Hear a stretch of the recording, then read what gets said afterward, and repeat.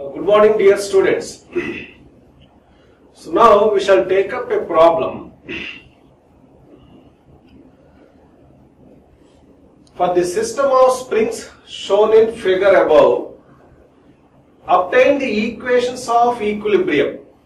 Use principle of minimum potential energy. If you look at this diagram, so there are 4 springs. Spring 1, spring 2, spring 3 and spring 4. Their spring constants are given K1, K2, K3 and K4. We observe here a system of springs. The initial end of the spring 2 is fixed. The final end of the spring 2 is attached to initial end of the spring 1, and the same end is also attached to initial end of the spring 3. At the other end of the spring 1, a force F1 is applied in the direction shown. The second end of the spring 3 is connected to initial end of the spring 4.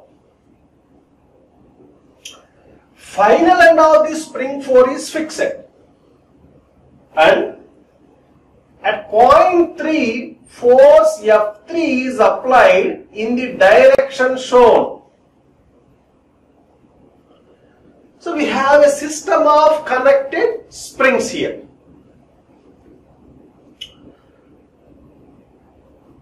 We have to obtain the equations of equilibrium using the principle of minimum potential energy. I told you in the earlier classes that potential energy appears as a functional. Therefore, you can determine the extremum of the potential energy. If the extremum is minimum, then the system reaches stable equilibrium. The potential energy appears as a functional. When the extremum of the potential energy is minimum, then the state of equilibrium of the system is stable. This is what the principle of minimum potential energy says. To examine the potential energy of the system of springs, which method do we use? We use variational method. Therefore, the given problem is a variational problem, right? Okay. Now, the total potential energy of this system we have to determine. What is the expression? The potential energy of the system of springs. We denote the potential energy by pi. Pi equals to the strain energy of the system of springs plus work potential. For each spring you can determine strain energy. There are 4 springs. Sum of the strain energies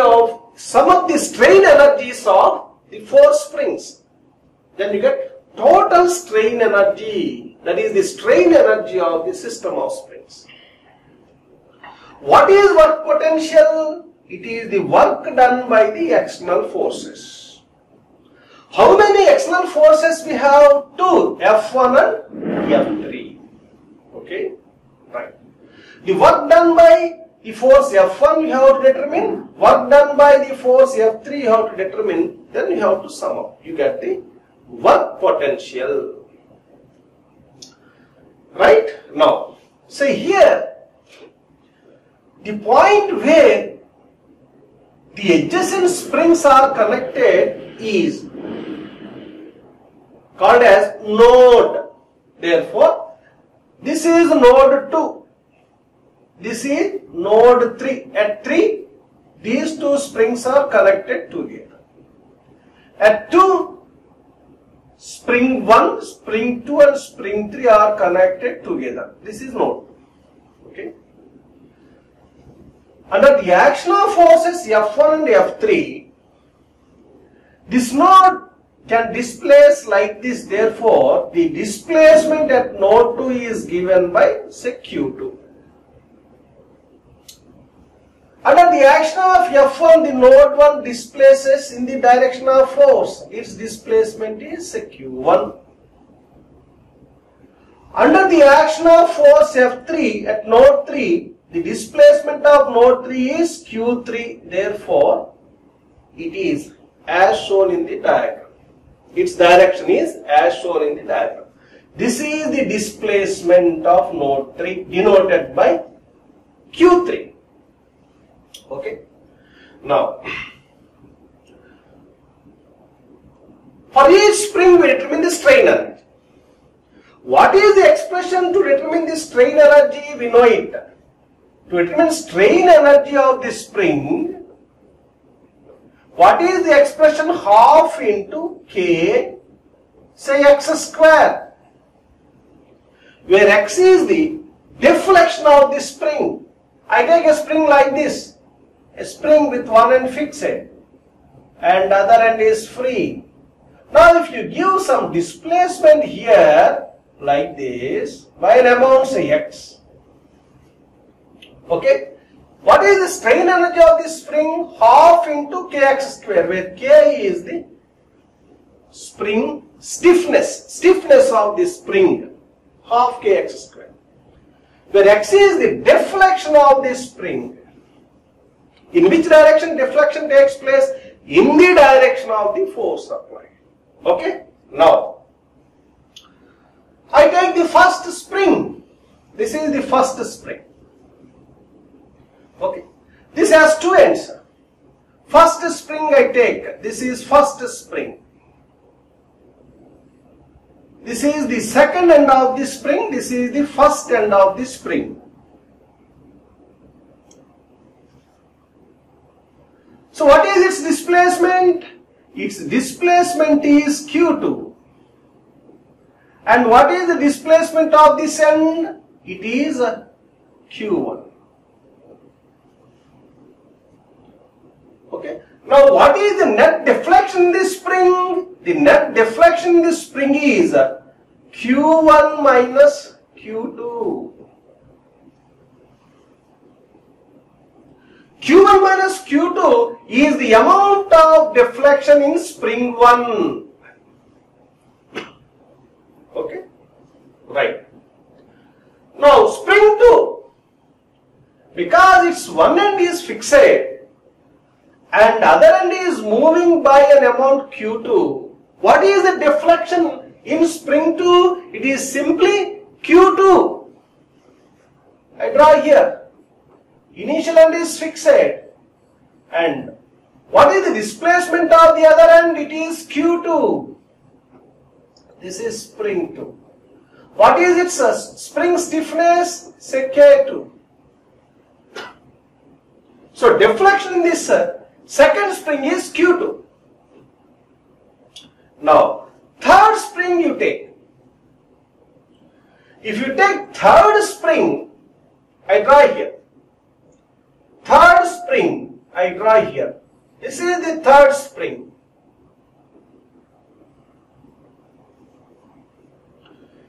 So what is the displacement of this end? It is Q2. It is Q2. Q2, like this. What is the displacement of this end? It is Q3. Hence, what is the net deflection in this spring? It is Q3 minus Q2. Please understand.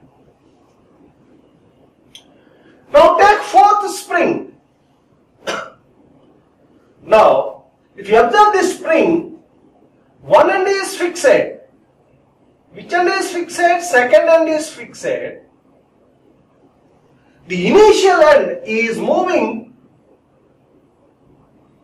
in this direction. What is the displacement? Q3.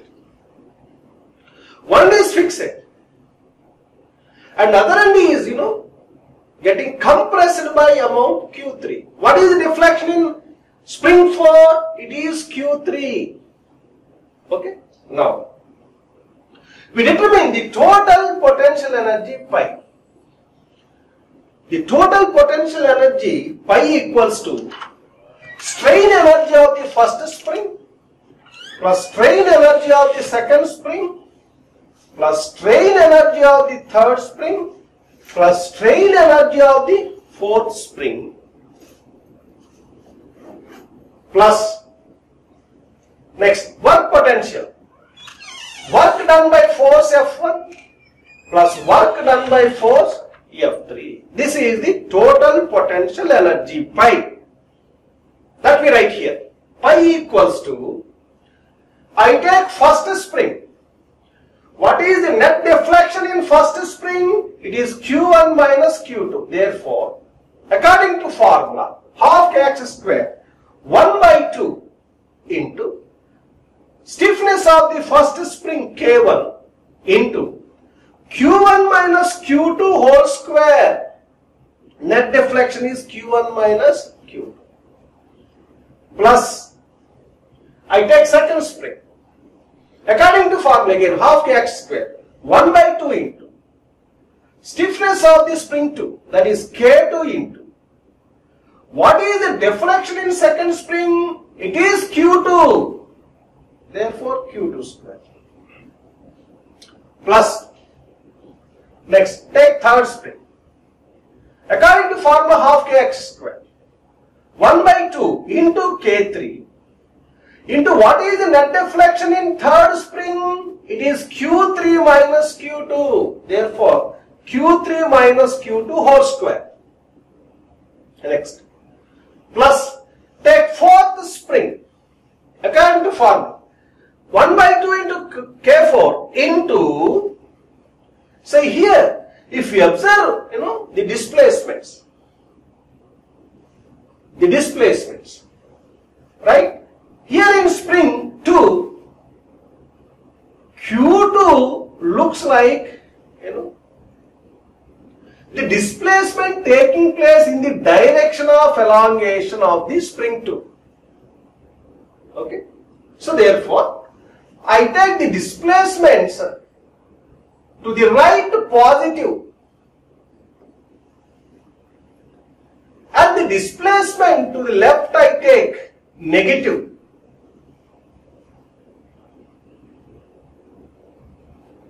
Understand? Now here, so Q3, is it positive? Yes. So Q3 is, okay. Though it represents the amount of compression, I take positive. If you take sign conventions like this, elongation positive and compression negative, then even then also minus Q3 whole square, it becomes Q3 square. So it doesn't matter. Next, work done by force F1. Work done by force F1. Work done by force F1 equals to F1 into what is the displacement of the point 1 in the direction of force F1? Q1. So force into displacement. So F1 Q1. But I said work potential is negative. Work done by the external forces is always negative. F1 is the external force. Therefore minus F1 Q. Next, plus work done by the force F3. F3 into what is its corresponding displacement? Q3. Where force F3 is applied at 3. What is the displacement of node 3? Q3. Therefore, F3 into Q3, that is also negative, minus F3 Q3. This is how we determine the total potential energy. when a system of elements is given, to determine the total potential energy of the system of elements. To determine the total potential energy of the system of elements, what you have to do? You have to determine the strain energy of each element. Then sum up all strain energies. To this, what you have to add? Work potential. What is work potential? Work done by external forces. Okay. This is how we determine the total potential energy. Once you determine the total potential energy, identify the displacements that belong to the state of equilibrium. Here, all the displacements do not come into consideration because displacement at node 1, this is node 1, it is 0.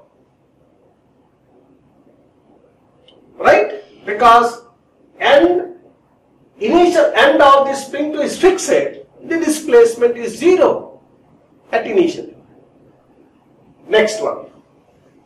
The final end of the spring 4 is also fixed, therefore the displacement at this node is also 0. Okay?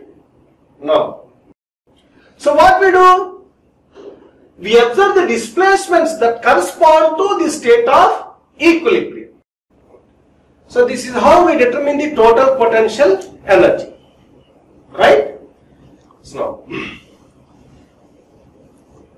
now we have to identify the displacements corresponding to equilibrium.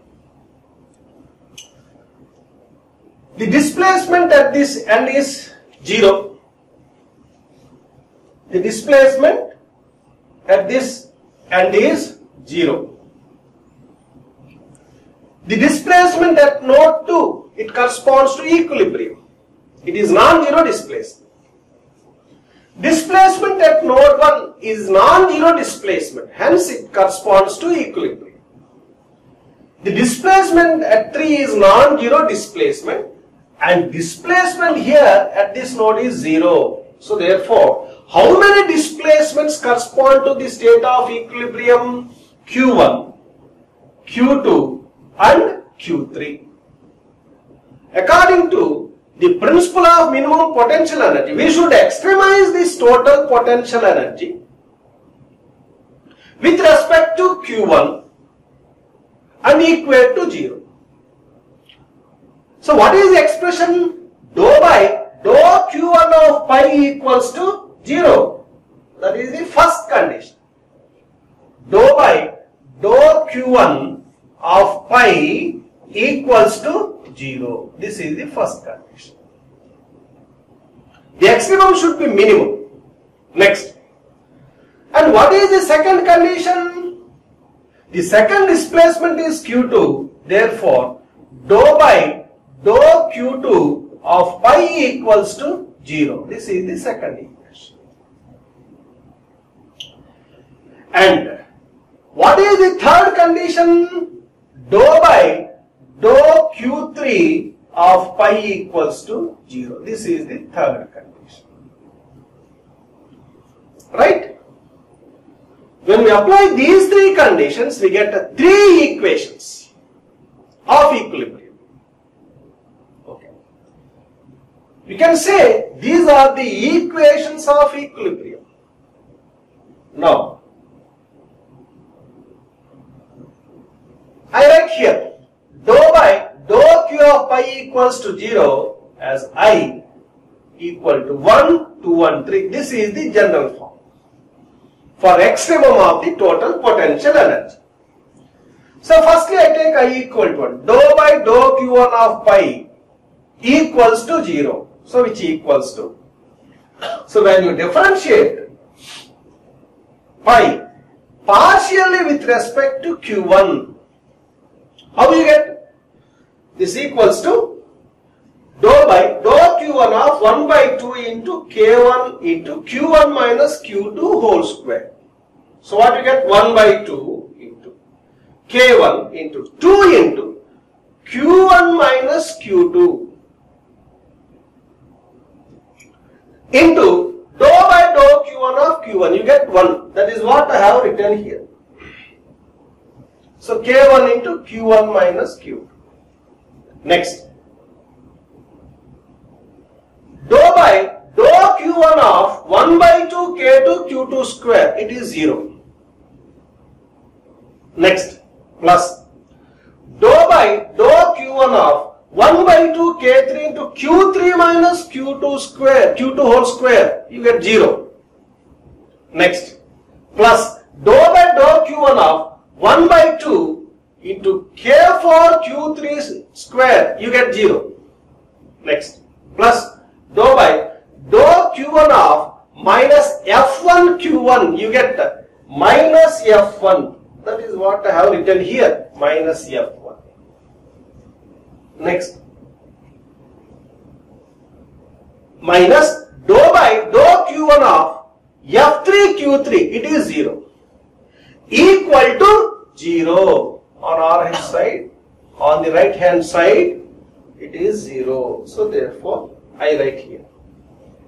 K1 into Q1 minus Q2 minus F1 equal to 0. And according to second condition, dou by dou Q2 of pi equals to 0. Then what you get? Minus K1 into Q1 minus Q2 minus K2 Q2 minus K3 into Q3 minus Q2 equal to 0. What is the third condition? Dou by dou Q3 of pi equal to 0.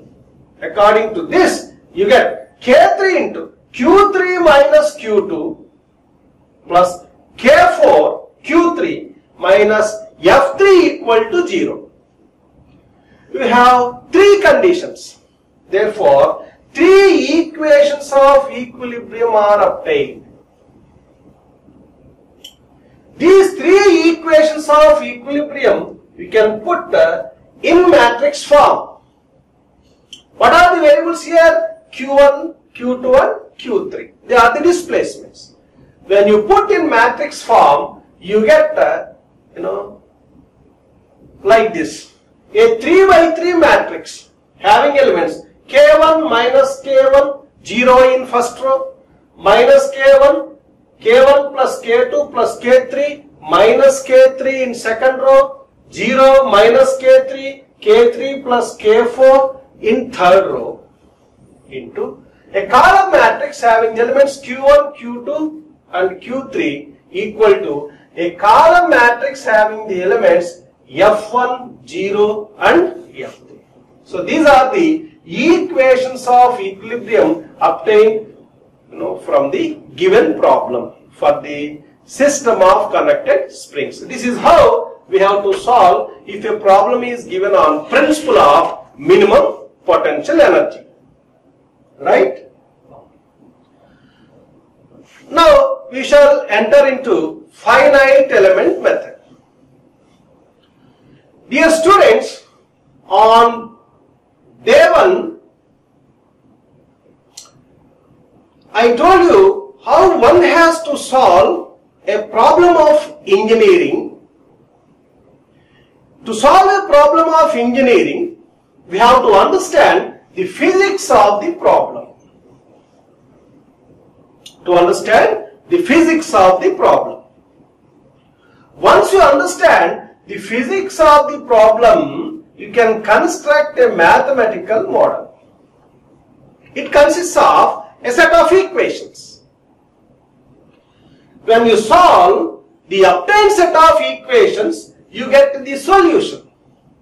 But the solution may be exact solution or approximate solution. That is the reason why one must be aware of both methods of solution. Exact method of solution and approximate method of solution.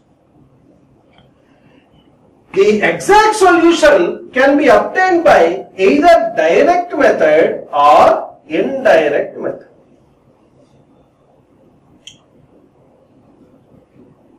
The approximate solution can be obtained by either classical method or numerical method. What are the classical methods of solution? There are two types, variational method and weighted weighted residual method. We had discussed about the variational method and weighted residual methods. And today we shall see the numerical method. We know that approximate method gives approximate solution. The approximate solution obtained is very closer to the exact solution. Therefore, we can accept. All classical methods give the solutions that are analytical in form,